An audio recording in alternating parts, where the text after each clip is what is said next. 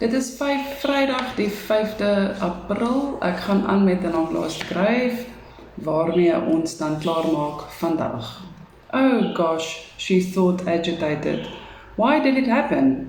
And her hand unconsciously lifted and touched her lip, then slowly moved over her cheek, tracing the faint marks. Her mother kept telling her that it was hardly visible and that no one even noticed. But to her, these marks and the scars left in her mind stood out vividly, and she shuddered involuntarily at the thought of those brutal fists and those awful hands on her. Shame washed through her, sweeping away her courage and confidence, leaving her feeling naked and vulnerable. Few people knew about it, and although her colleagues suspected that something traumatic had happened, no one had ever dared asking her about it. For this, she was thankful, but nonetheless, she steered clear of too much or close companionship while she tried to obliterate the dreadful incident from her mind. But it wasn't easy, because she wasn't facing it. Instead, she was trying to run away from it. And that was why she was afraid to read Rob's letters, and much more so to go to him. It had grown dark out inside the cottage, and she dropped the envelope on her bed before going out to the generator shed. The little engine had run dry the previous night, and in the semi-darkness, Cathy fumbled with the jerry can. Spilling a little, she managed to refill the small fuel tank. She pulled the cord once or twice before the engine came alive, and moments later the lights came on inside the cottage. Back inside, she banked the gas geyser into operation and managed a lukewarm shower. Afterwards, shivering with cold, she dried herself vigorously and slipped into comfortable slacks and a thick seaman's jersey. After a light dinner, which she barely tasted, she relaxed in front of the paraffin heater. And, true to her habit, she indulged in one of the many books her mother had brought. But tonight was different.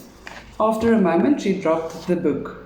No matter how hard she tried, she just couldn't get Rob out of her mind. Her longing for him was a physical ache, and her heart cried to be with him. For a long time she sat staring into the glowing element of the heater, until at last she couldn't hold it anymore. She literally ran into the bedroom and scooped up the large envelope. She briefly hesitated. Then, with firm finality, she turned and opened the top drawer. With shaky hands, she grabbed all 32 letters and stumbled back to the living room, almost afraid that she might reverse her decision. Cathy was trembling all over as she ripped open the large envelope. A single photo fell from it. The photo was that of a horse, a fine-looking mare, and next to her, on tottering legs, a newborn foal. She turned it over and read, "Cathy, the firstborn filly on our farm, and I've named her Cathy. Love, Rob." It was too much. Her reserve broke and tears streamed down her cheeks as she forlornly stared at the few words on the back of the photo. The few words had cut deep into her defenses and left her shaking and weak, and she knew that she couldn't resist any more. With a sob, she tore the first letter open and started to read. She read and reread every one of them, savoring every word and searching for any signs of despise or revulsion. But there was none, and slowly Rob's own world of loneliness, his own longing and staunch hope that she might decide to return to him unfolded before her. She read about the farm, his plans for it, and couldn't help but notice the underlying note of sadness, the haunting presence of his guilt and his love for her. And hope slowly began to dawn. Maybe it was possible for them after all. Maybe Rob wasn't despising her as she had feared. Maybe it did not make a difference to him. But it had to. She was certain of that. Every time Rob would look at her, he would remember. How could he still love her? Her mind raced with thoughts and fear and uncertainty. She so dearly wanted to go to him, but how will he receive her? Will it show in his eyes? Will he read disgust and contempt in his eyes? She couldn't bear the possibility. Or did it really make no difference to him? Oh, she thought with despair, if only I could know for sure that the rape didn't matter, that it made no difference in his love for her, that he would look at her in the same way as he once used to, with love and adoration. She read the letters again. None of her fears and doubts was even vaguely reflected in them. He really wanted her back, as much as she wanted him. She sat for a long time, wondering about what she should do. At last, she stood up and crossed to the little desk. There was a strange excitement in her as she slipped a sheet in the portable typewriter. After a moment's thoughtful hesitation, she started typing.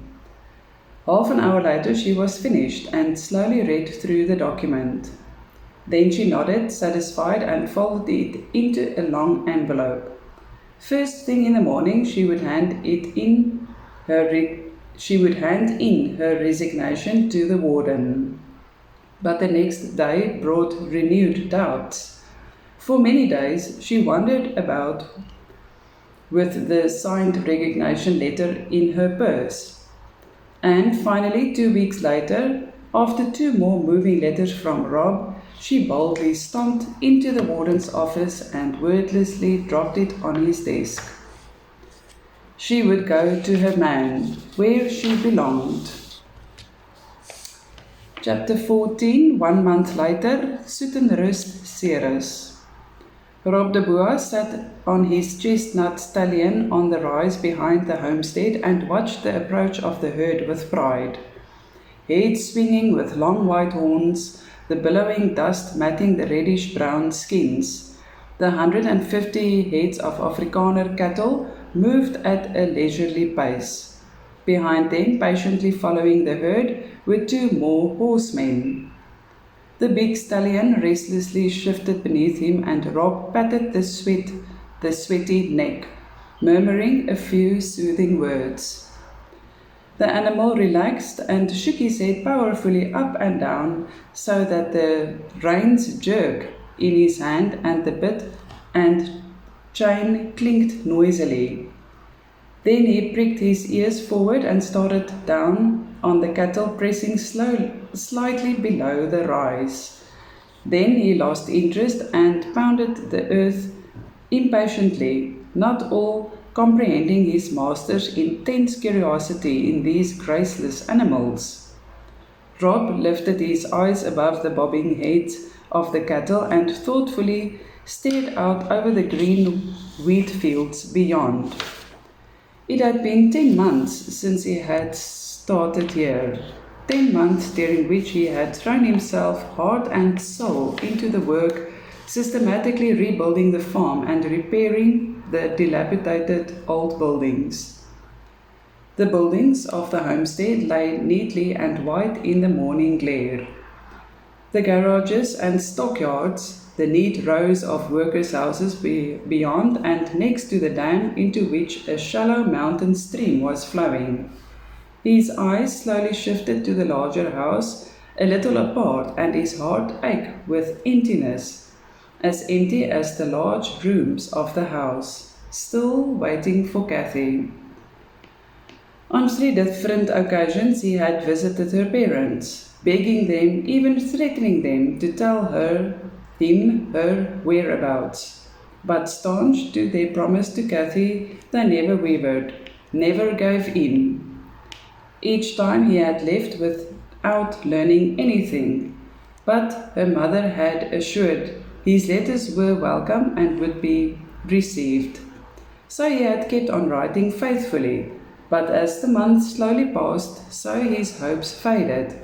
Every time he drove into town, his first stop would be at the post office, but the anxiously awaited letter remained absent. So much for your dreams, he mused and tossed the cigarette butt away. As far as he could see to the south was the Boer land, stretching high up against the mountains which still bore traces of snow along the peaks. He had bought two large adjoining farms, the ones that he and Herbie had always dreamed of. Only Herbie wasn't there, and neither was Cathy. The government had paid him 1/3 of the treasure value as a reward. It had made him a wealthy man overnight, but he did not feel it, for his life was empty without her, his heart heavy with guilt and regret. 11 people had died since he had started out after the gold, one of them his only brother. The woman he loved was brutally assaulted and violated. Only he had been spared to receive the reward in the end.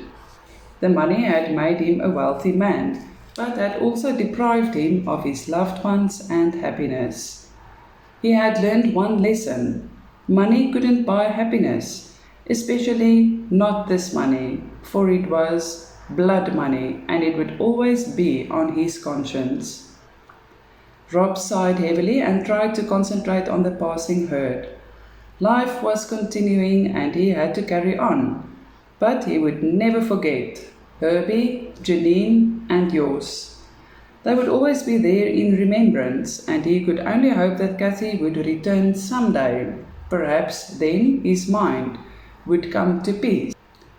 The stallion blew hard through his nostrils, neighing softly. Rob noticed the pricked ears and inquisitive gaze towards the homestead. Watching over the neck of his horse, he saw a small light blue car coming along the farm road. He seldom received visitors and very seldom on a Monday morning. Rob frowned slightly. Something in the way the car moved, the way it was driven. Puzzled, he gazed at the dust-trailing vehicle that came along the potholed dirt road at reckless speed. It bounced and bumped dangerously through the dips and ruts and skid around the single bend without slackening once. Rob started to smile, a pleasant excitement rushing through him like a fire through calf or chaff. There was only one person he knew who drove like that. He yanked the horse around and the animal reacted eagerly to the slap of the reins and broke into a gallop. The other horseman glanced up, but Rob hardly noticed. His eyes were riveted on that fast approaching car. There was a 500-yard straight stretch to the homestead, and he touched the big stallion with his spurs. The horse loved running, and Rob let him go. Head forward, the powerful horse ran with hoofs drumming, its body low over the ground, its muscles moving under the skin. They bore down on the farmhouse at a breakneck speed with spurts of dust and soil flying from under the beating hooves. The car had reached the house and the single occupant slowly alighted. He would recognize that tall figure anywhere over a distance. She had come. Cathy's heart beat wildly in her throat as she glanced around speculatively and expectantly. There was no one in sight. She stood there, suddenly very uncertain and afraid. Then she heard the fast drumming of hooves and turned in surprise. She gasped. The big stallion came flying towards her, its nostrils flaring, ears back on the head, but it was the rider who caught her attention. Her breath involuntarily quickened as she watched the khaki-clad figure, fully in control and sitting the saddle, his longish black hair blown back from his forehead. And only then did she realize just how much she had really missed him. Rob pulled hard on the reins, and the loyal animal reacted obediently and came to a rearing stop. But Rob did not wait, and even as they skid in a cloud of dust, he was off, nearly lost his footing, and just barely managed to save face as he miraculously regained balance and came to an awkward stop 5 paces away from Kathy. They stared at each other. "You came," he whispered at last. Kathy was pale, her eyes large. She anxiously searched his face, afraid to find anything amiss there. But there was only joy and love in his eyes, even more than she could remember. Then she nodded. "Yes, I have come." "Kathy." He opened his arms wide, and with a despairing sob, she flew into it, clung to him as she cried against his chest. He held her tight. He kissed her hair, her face, and they laughed amidst joyful tears, and their lips then hungrily met. Time stood still for them. How long they had stood there in tight embrace, lips pressed together, neither could remember afterwards. But when they finally broke apart, the herd of cattle was already in the kraal, and, much to Rob's surprise and embarrassment, he saw the stallion already unsaddled with the other horses in the pen. But he couldn't really care who had seen them. All that mattered was that she had come. "Tell me first, will you stay?" His voice was eager and light.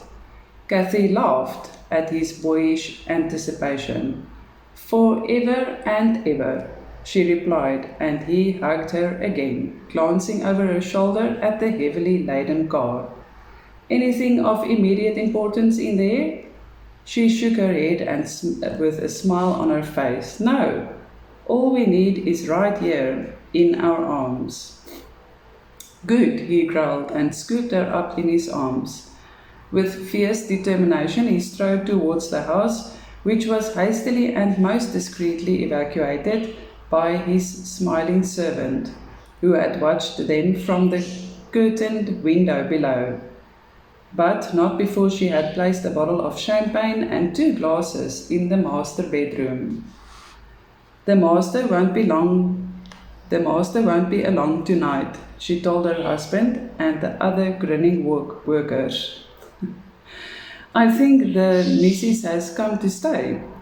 And don't any one of you go barging in there with any stupid questions," she added. "Well," her husband, who was also the foreman, said, "I think we can manage for the rest of the day and night. What do you think, guys?" No answer was really needed, but they gave it in anonymously. The master could have the rest of the day for free. Kathy lay propped on one elbow next to him in the large bed, smiling happily as he toyed with her hair. But his face grew serious and she felt a slight twitch of fear. She watched him warily. "Kathy," he began lamely, paused and took a deep breath. "Kathy, you know I love you." Wide-eyed, she nodded, uncertain about what he was aiming at. "So, I thought, Kathy, will you marry me?" For a brief moment she stared at him. Then her whole face lit up and tears welled in her eyes. She flung her arms around his neck and pressed herself against him. "Yes! Oh yes, of course, 1,000 times yes!" They clung together, overwhelmed by joy and happiness and love, and in both their hearts was peace and contentment which had been absent for a very long time. Joy and love dimmed the pain and sorrow of yesterday and ahead, the challenging future of tomorrow. "I love you," she murmured later. "I love you too." "Oh, Rob de Boer," she muttered then. "Thinks he can run this place all by himself." The end. Completed 14 May 19 87 Luanda Prison, Angola by Captain W.P.J. de Toit. So dit is dan die boek wat Wynand geskryf het terwyl hy in die gevangenis was. En ek gaan van maandag af, ofwel maandag sal ek 'n video doen oor die opsomming van al sy boeke. Ek het nou my eie versameling wat Wynand vir my geteken het, soos wat hy doen wanneer mense boeke bestel. En dit was dan die lot, al die boeke wat hy geskryf het tot dusver. Soos hy sal tyd kry, hopelik vorentoe, nie te ver in die toekoms nie, sal hy nog aangaan met sy skryfwerk. Ek sê vir jou dankie vir jou ondersteuning met die lees van, ofwel die voorlesings van Wynand se boeke. En soos ek gesê het, ek gaan aan maandag so 'n bietjie oor die boeke gesels, my eie gedagtes rondom dit gee, en dan van Dinsdag af sal ek ander onderwerpe hê waaroor ek gesels, en dan sal dit seker ook korter video's wees. Maar ek sê vir jou nogmaals dankie, en jy moet 'n lekker naweek hê, laat dit goed gaan.